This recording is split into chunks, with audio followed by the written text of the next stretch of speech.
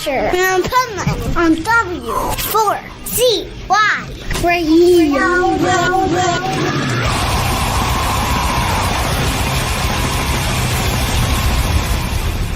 Wake up, America! It's time for the Adventures of Pipeman on W4CY.com, West Palm Beach's #1 internet radio station.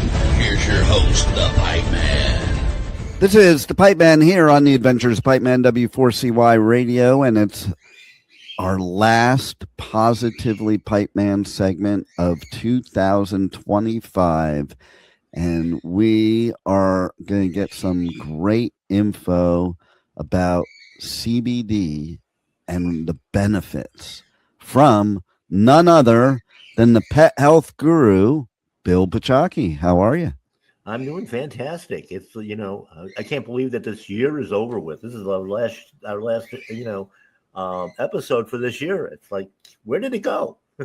I know, time keeps flying and flying, it's so weird. The older you get, the faster time moves. I blink and the day is done, and it's like I had a whole list of things to do. The day is over, and now I have time now to look at the list of what I was supposed to do starting first thing this morning. It's just as you say, and you push it to the next day, and it's on top of that list, and it's on top of that list, and the next thing you know, it's like, oh, it's New Year's. I don't want to go out. I'm too tired. I got all these lists I still have to work on. It's like, give me a break. But yeah, it's great to be here. We've got to have some good information on, the topic today, and we just go from there. Well, I want to start off right off the bat with CBD. What I want to know what your opinion is of what our president recently did to kind of, loosen the laws of CBD, I think. He's under. It's a policy that needed severe, changes because most people don't realize the whole hemp, and of course, as a side note of that, the marijuana debate actually stems back to the media back in the late 1700s, early 1800s, when they outlawed hemp as a crop. Again, government interference. We've talked about that on other shows. And basically what started the whole thing was, I'm trying to think of his name, that had all the newspapers. And the newsprint, of course, was done, the paper was made with wood. And he invested all his money into growing forests, fast-growing forests, and that sort of thing to make paper. And, of course, George Washington, along with a lot of others, their primary crop was hemp. And you could do so many things with hemp. But in order for him not to lose his investment in trees, which take 20 years, 30 years to grow and harvest, we had to outlaw the hemp that they could grow in one season and make the same amount of paper, a lot cheaper. And so that's how the whole thing started. Again, based on money, based on politics, we had to protect ourselves. And hemp was used for making material clothing. They can use it in building materials, making, basically what amount to like concrete blocks out of it. You can build houses with it. So many uses. And of course, on the other side of it, the medicinal use, the food properties of the natural hemp products are, far exceed a lot of anything that's done on the pharmaceutical side. So we had to demonize the whole thing. And of course, today it's different because of the strains, because of selective breeding, just like our tomatoes, our cucumbers, our broccoli, broccoli you can't find in the wild. That was bred from something else. So the psychedelic part, if you will, has been because of the selective breeding, but the natural hemp products, and one of the things is the CBD. What people don't understand about CBD is our body actually makes it. It's a natural protector, and basically an enzyme or a botanical that is a protector. And when we look at using CBD and that sort of thing, why did we restrict it if our body makes it? How can you do that? I remember when I was in college, in some of the classwork that I had to do on cattle, because they were still trying to eradicate it, because most of this happened, of course, in the late 1800s and into the 20th century. But they were trying to eradicate the wild hemp in states like Wisconsin, Michigan, up in the upper states where it's cool weather, because in the fall the dairy cattle were actually becoming stoned from eating the wild hemp that was growing in the pastures, and it was amazing. It was insane that what they were trying to do, but that's what our government does. That's what they try to do. But the way, and most of them, even the medical people, don't know how CBD works. Like I said, we make it in our own body. It basically, the way it works is turning on receptor cells to basically work to heal things. It works on inflammation. Our adrenal system, if you cut yourself, the adrenal gland kicks in in a microsecond, starts sending all kinds of healthy cells, hormones, enzymes, white blood cells, red blood cells, and nutrition to that wound site and start to heal it. And of course, we couldn't go through the steps there where the bleeding stops, and then you get a scab, and the neck falls off, and you get a red scar for a while, and eventually it all clears up, depending on what's the timeline is, of course, depending on what else you've done to your body along the way. Well, when that kicks in, CBD, the body takes the CBD and turns on the receptor sites. It sends it to that area, turns on receptor sites that do the same thing. It's sending those same cells, those enzymes, hormones, all of that to the area. It's not doing the healing. It's turning on the switch so your body can heal itself. And again, we go back to the same thing. Medical community, the pharmaceutical community wants to make money. If the body can make it itself, can heal it itself, we don't make anything. So let's make it illegal. Let's keep it restricted. And therefore, we can sell you a pharmaceutical that we make a profit on, but it's still not healing you. It's just masking that symptom. And it's crazy. We keep going into these same topics. And I've been doing it, like I said, we've been doing this for 18 years. How many different ways can I say, eat the right stuff, build your body up the right way, don't put poison into it, and you'll be healthy? It's, it's a very simple formula, It is. It really is. The thing is there's so many components that we have no control over. And that's the whole thing. And of course, when we're looking at CBD oil, for instance, it's an extract, it's a supplement. Okay. The reason where you have to take it is because our natural production of it has been diminished, again, because of the poisons we put in our body. And, we talked on another show about this. That's what autoimmune is. So it's not, the endocannabinoid system is being suppressed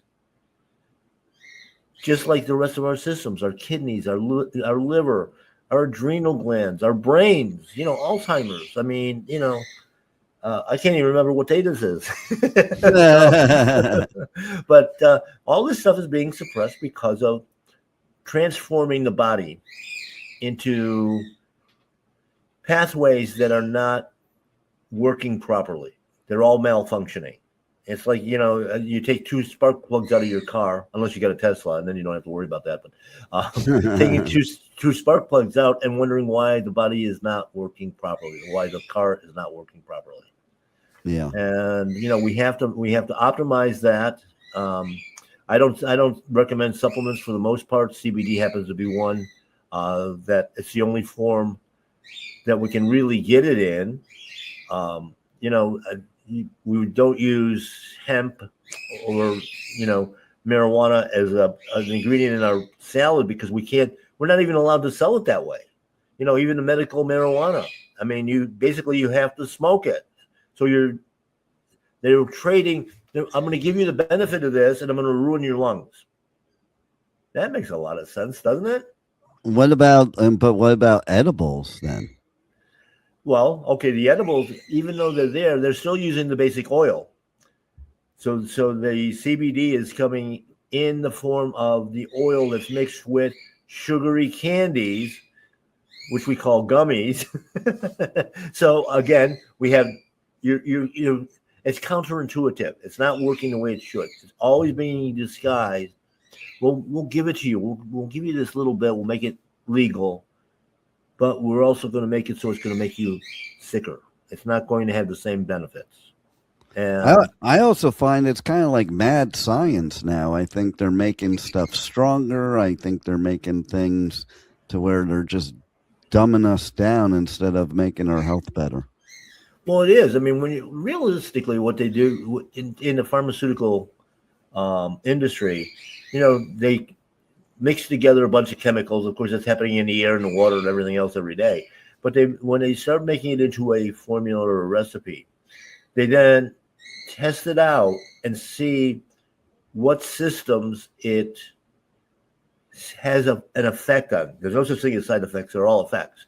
And when they do this, then, okay, I've got this that will mask this, whatever that's going on in your body. Now we have to make a disease that's going to fix the medicine. It's not the other way around.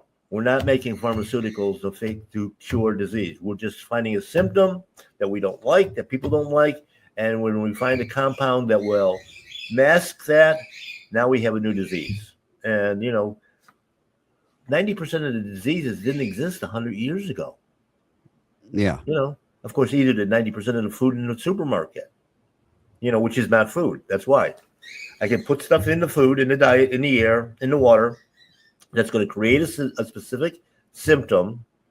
And then at the end of the day, here's something that's going to soothe and calm down that symptom or hide it. A funny story is one of my employees yesterday came in and she wasn't feeling well. She had an upset stomach. And her analogy was, it's like, my stomach feels like right now, like I had broccoli and sweet corn. And I said, why would anybody put that combination together? You're going to get sick, because the body can't use either one of them. But, those are the common foods today. So I just thought the analogy was really, really funny, that she's still thinking those are foods. And she works for me. It's like I got the only, my Paleo Pet, which is basically a health store today. I've got the worst health store in the world because my own employees are always sick because they don't even follow their own advice, which is what the problem is with most people. So they're looking for something that's going to cure everything, and that's where CBD sometimes they put in that place because it just kind of numbs the whole body. It's reducing down the inflammation. And if you stop and think about that, it's working on inflammation. How much inflammation do you have to have in your body where your whole body feels different? Wow.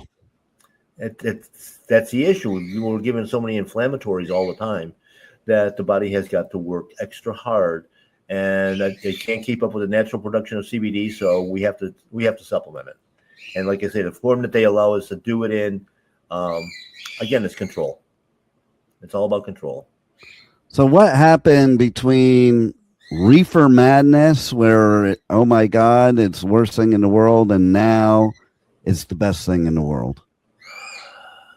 Part of it in the political arena is the tearing down of what they refer to as a deep state, but also it's where it's the goal of the government is not to protect the people anymore.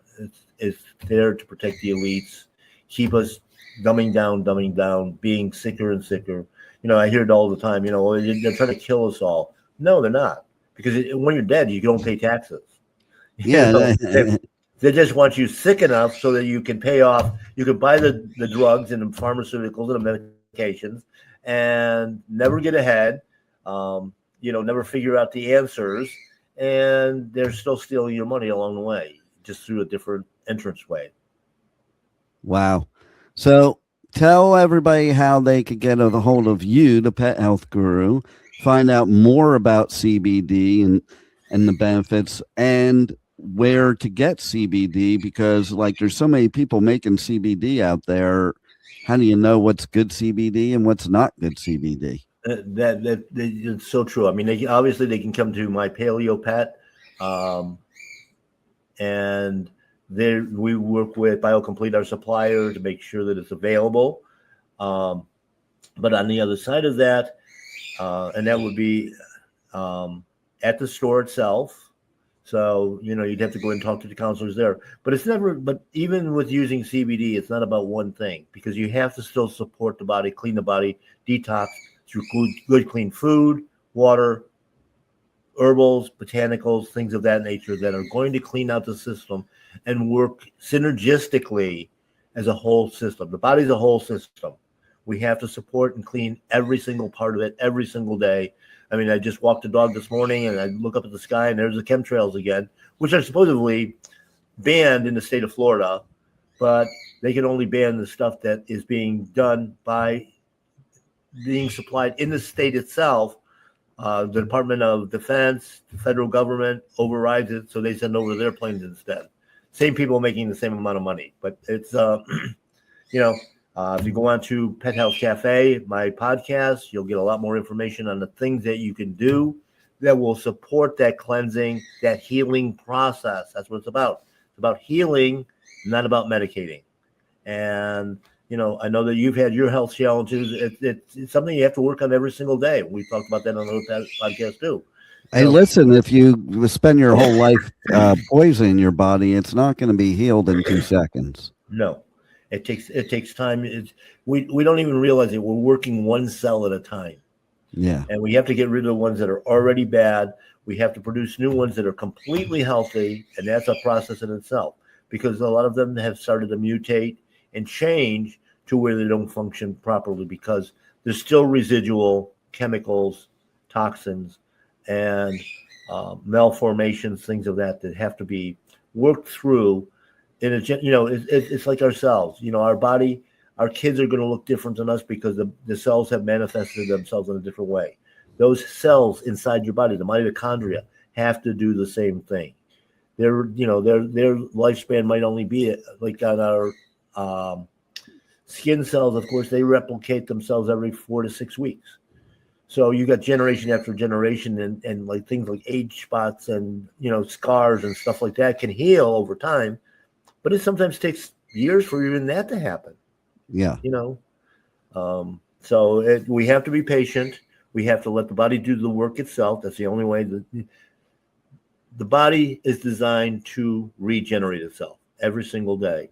And I had a conversation with a client yesterday morning. It's like she's afraid she's got a mild heart murmur. Well, I don't see how the body can rebuild that. I said, well, it's replacing. If you replace every cell, if you're replacing it with a good, clean, healthy cell, that problem is going to go away. But it's not going to go away. Heart cells take sometimes a year, 2 years, 3 years, depending on which one it is. And it's not all the same. It's like liver and kidney disease. You could actually replace your kidney by your body doing the work itself, not poisoning it more, in 4 months. You don't have to have transplant surgery. And, when you look at a benefit of something like the CBD product, because that liver is inflamed, if you take that on a regular basis, we're going to send the right nutrition to that area and the right cells, so that it will speed up the healing process, the healing mechanism, rather than being a therapeutic. Well, you're always a wealth of information, and we wrapped up this year pretty well with the Pet Health Guru, because this is a very important thing. And I think people, if you're going to look into CBD, you got to go to the right places, because there's some wrong places. So definitely check out My Paleo Pet. Check out the Pet Health Cafe podcast and live show. And hey, have a happy new year, Bill. And we'll see you next year on the Positively Pipeman segment of the Adventures of Pipeman. It sounds great, Dean. Happy New Year to you too. Sonic Temple Art and Music Festival returns May 14th through 17th with My Chemical Romance, Tool, Bring Me the Horizon, and Shinedown. Plus, Pierce the Veil, Good Charlotte, The Offspring, Sublime, Godsmack, Breaking Benjamin, Marilyn Manson, and so many more. Sonic Temple in Columbus, Ohio, May 14th to 17th. Passes on sale now for as low as $1 down at SonicTempleFestival.com. Welcome to Rockville. Returns to Daytona International Speedway, May 7th through 10th with Foo Fighters, My Chemical Romance, Guns N' Roses, and Bring Me the Horizon. Plus, Turnstile, Five Finger Death Punch, The Offspring, Breaking Benjamin, A Day to Remember, Godsmack, and so many more. Welcome to Rockville, May 7th through 10th. Passes on sale now for as low as $1 down at WelcomeToRockville.com. Hey, you're listening to The Adventures of Pipeman on W4CY Radio.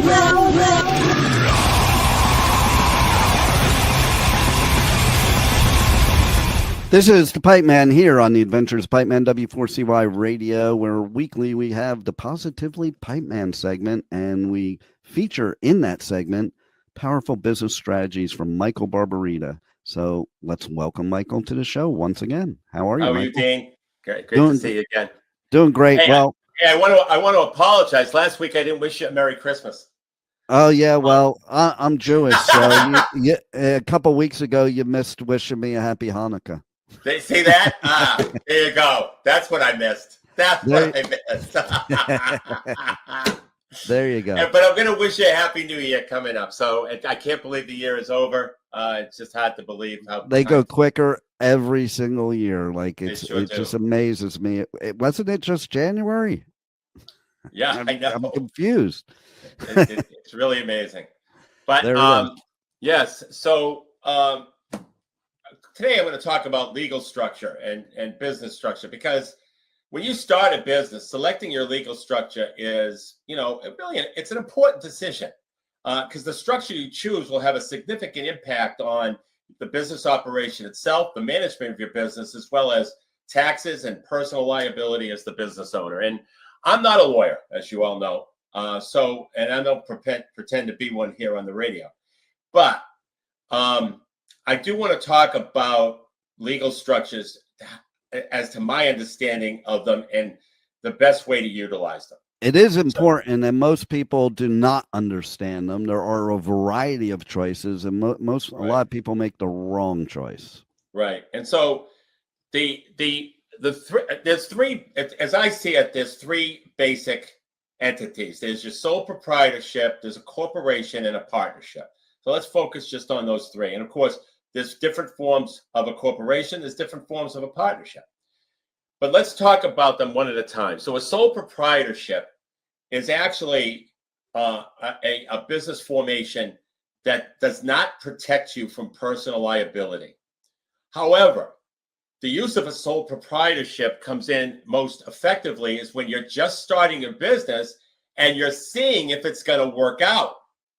Because if you're just starting a business, you're under the lawsuit radar for the most part. You're just starting out, and so instead of incurring all the costs of setting up a corporation or a partnership, you just want to test out your business to see if it's going to be something you're going to stay with, see if it's something that's going to work for you, and start to make money. And if it is, then you have to get out of that structure, because that structure affords absolutely no personal liability protection.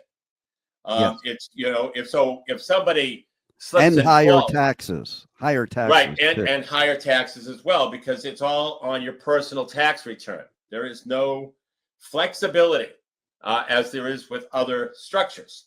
So you're going to pay self-employment tax. You're going to pay the regular income tax in addition to that. Self-employment tax is roughly 15.4%.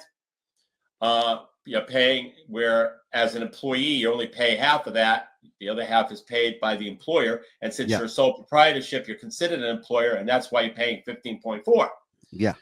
But the only way I recommend sole proprietorships is if you're just starting the business, you don't know if it's going to go north or south, and you're under the legal radar. You're not taking a lot of risk. You're not, like, for example, you're not giving what do they call when you they put they imprint the skin. What is that called? Tattoo. You're not a tattoo parlor. All right, because if you are, that would probably present itself with all kinds of liability, even for your first customer. So, but for the most part, you're under the radar. Then a sole proprietorship is probably your best choice until you start saying, you know what, I'm committed to this business now.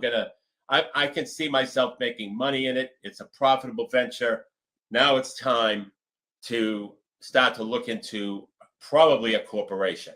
And I'm also a big believer, and you might agree, might not, that it should never be a sole prop. There are other ways to do it as a sole prop without the liability, and you can always switch later. For instance, if you do a single member LLC, right, that's basically a sole prop, but without the liability. Right. No, that's right. It is exactly that. The single member LLC is a sole proprietorship without the liability, but you are paying that, that self-employment tax. So it's not in full. So it's not really that kind of as favorable a structure, but it is a liability protection. So if I was a tattoo parlor, that's exactly how I would set it up. But once again, I'm paying a $500 annual fee. I'm paying for an extra schedule on my tax return. Well, actually, you're not. No, you're going to be paying. You're going to have the extra schedule anyway. But you're going to be paying the membership fee, and you're going to have to hire a lawyer to develop that. And so that, if you're not really sure if your business is going to fly, that's when I do recommend a sole proprietorship. But you're right. You can eliminate the personal liability to be a single member LLC. I'm just a believer that I'll spend the money to begin with to protect my liability, because it only takes one lawsuit, and that's right. It was worth paying whatever you had to pay to avoid that. That's right, and that's very true. And so a corporation, though, is that next step that gives you the liability protection, plus it can give you some tax, what I'm going to call tax flexibility. So first of all, there are two types of corporations, and then there's the LLC, and I'll explain. You have an S corporation, a subchapter S corporation, which, in my opinion, is the most favorable structure from a tax standpoint and gives you the liability protection at the same time. Especially if you're a small business. Right. That's right. And a C corporation is really, I believe, to be unfavorable because there's double taxation. It's very difficult to sell a C corporation. And it's only utilized in rare cases for a small business. And I can tell you, I made the mistake back in 1984 to be a C corporation, and I had to do a lot of work to get out of it and turn myself into an S, which ended up being favorable. But it's a lot of work, time, energy, effort, expense. You might as well be an S corporation right off the bat. Now, an S corporation is called a pass-through entity, which means the profit gets passed through to the business owner's personal tax return and gets taxed at the business owner's individual tax rate. So but the beautiful thing about that is that profit of the S corporation is not subject to an employment tax.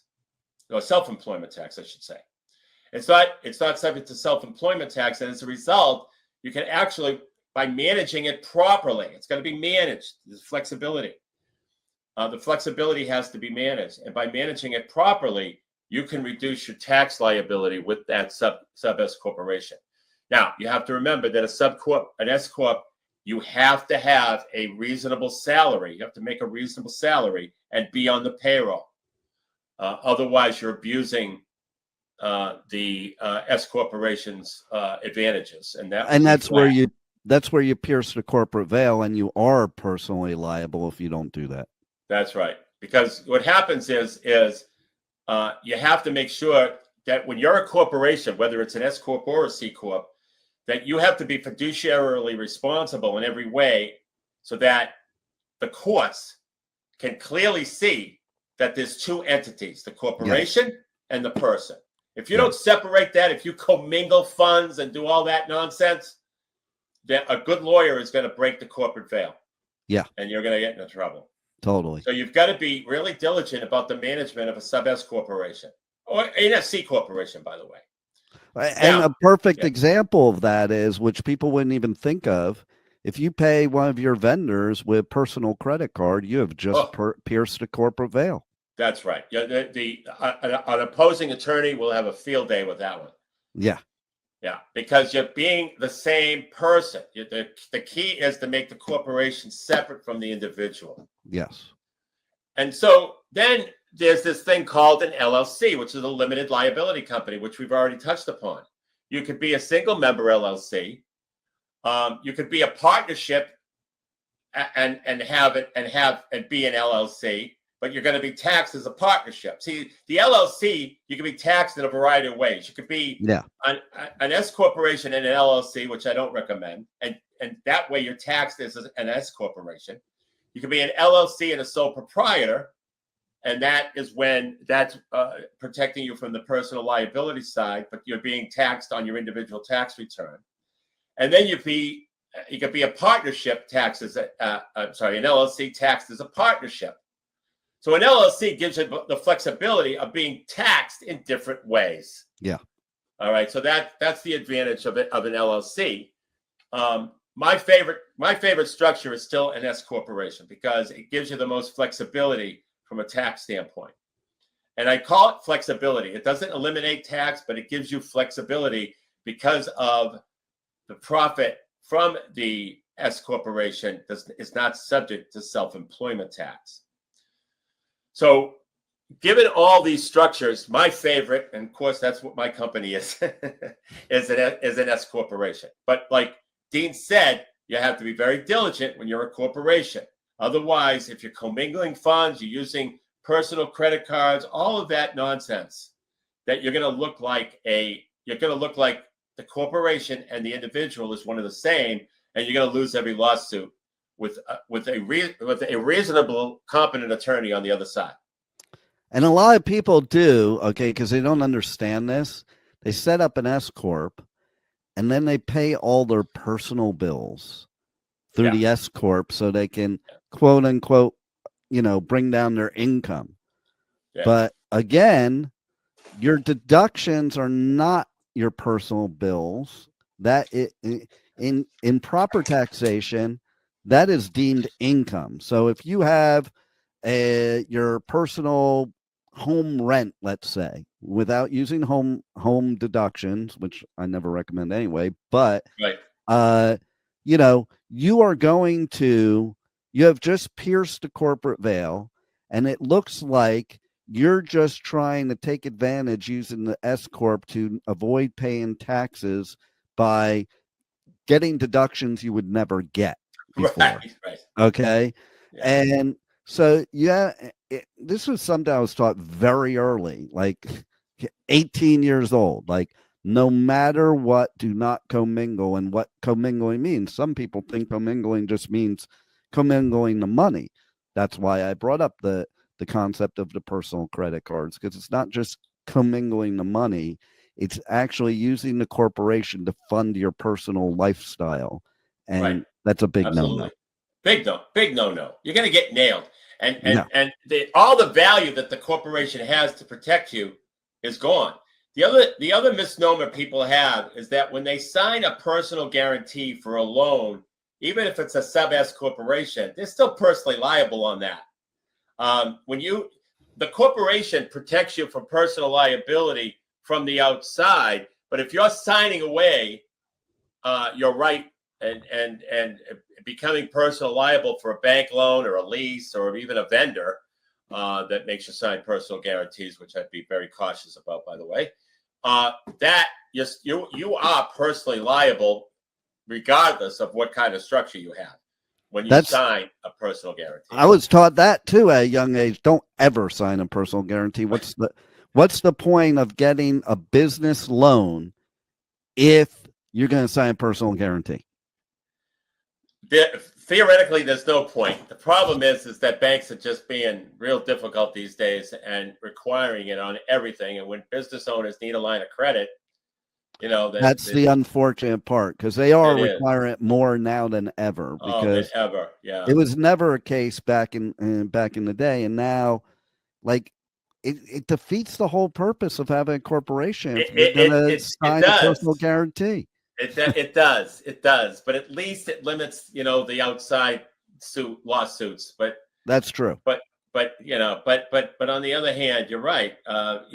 People sign away. I have clients that have personal guarantees with vendors that are 30 years old, and I'm telling them to go back and get that personal guarantee and rip it up because, if something happens.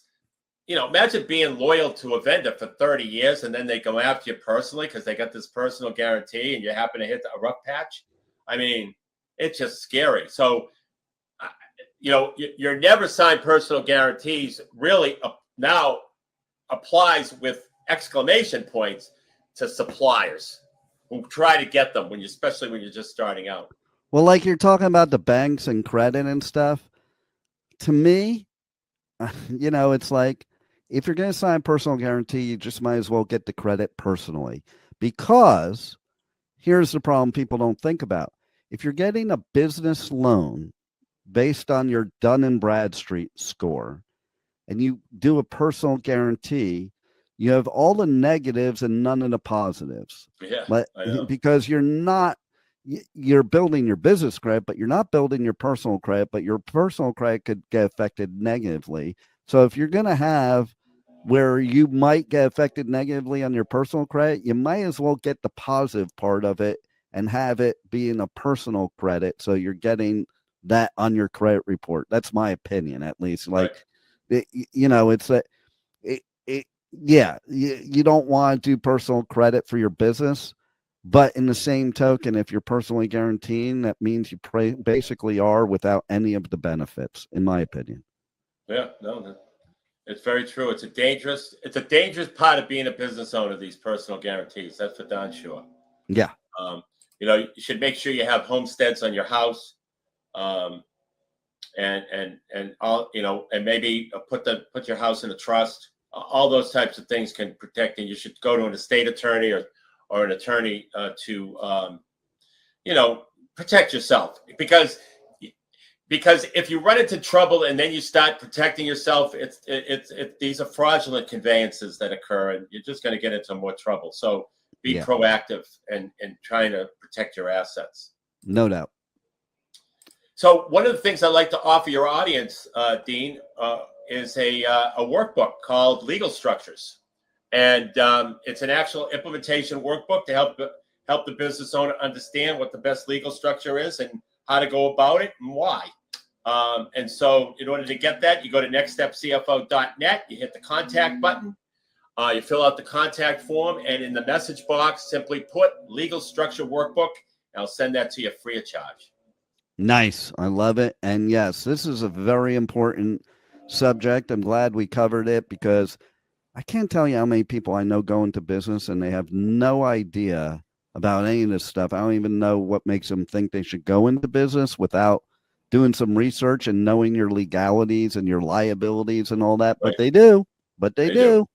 And they think certain things, but that's not reality, because it's like everything nowadays. They talk to their buddy, or like, when somebody posts something on social media and I know it's not true, I'm like, is that peer reviewed? And the answer I get is, oh yeah, all my friends agree with me.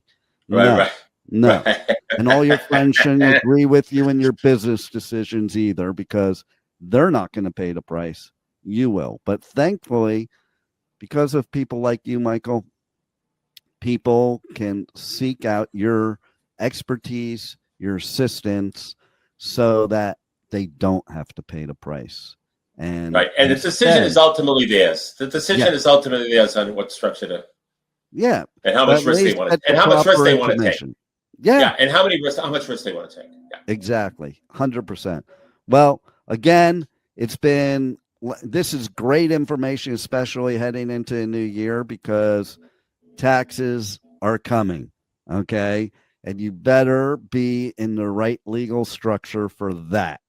And so reach out to Michael, get the free workbook, and, see what Michael can do for you. And once again, Michael, thanks for being on the Adventures of Pipeman. And can I wish you a happy new year, Dean? Yeah. And as a matter of fact, I was just going to say, and I'll see you next year. All right. Excellent. Take care. Bye-bye. Bye. Thank you for listening to the Adventures of Pipeman on W4CY Radio.